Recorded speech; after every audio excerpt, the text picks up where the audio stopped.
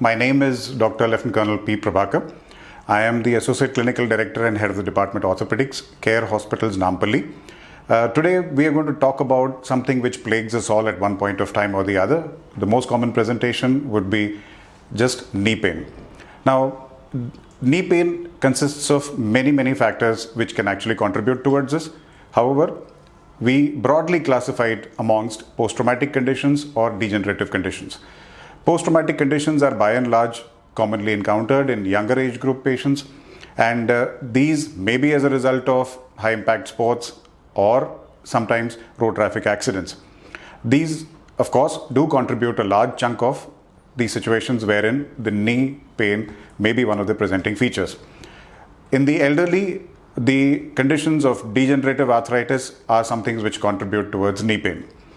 This commonly presents with mechanical type of pains which gets aggravated on activity and continues to get worse as the age progresses along with subsequent degeneration of cartilage. Now, commonly in the elderly, we do want to see if the knee is badly involved in terms of cartilage damage and how do we address those issues and try to make sure that we can preserve joint function as well as alleviate pain as far as possible. In which case, the most common investigation which we ask for is a knee X-ray. Preferably a weight-bearing or a standing view is something which gives us more information. This is not to say that a clinical examination is by any ways less informative. However, the X-ray tells us the degree of cartilage damage and the joint space reduction and the amount of involvement of the bone per se.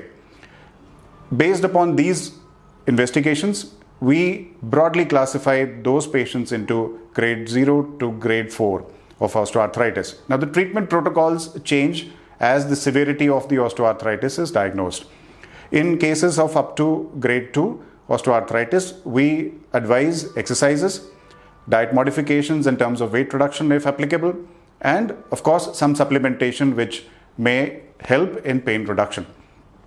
However, as the arthritis progresses, the functional disability also increases. So we by and large tend to score patients in terms of their activities of daily living and also their requirements.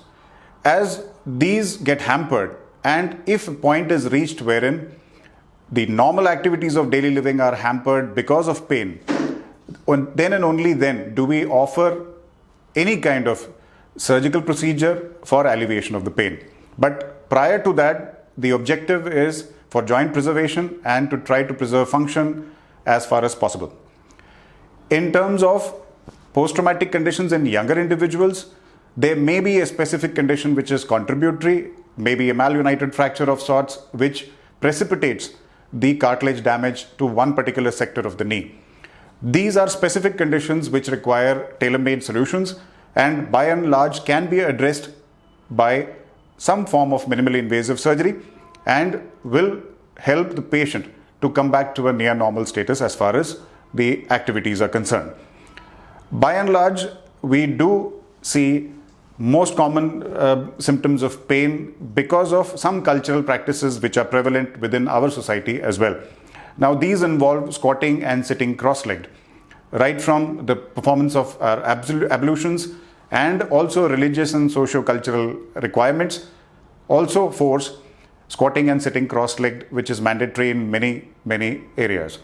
This does contribute to an increase in the knee pressures and thereby accelerated wear to a certain extent.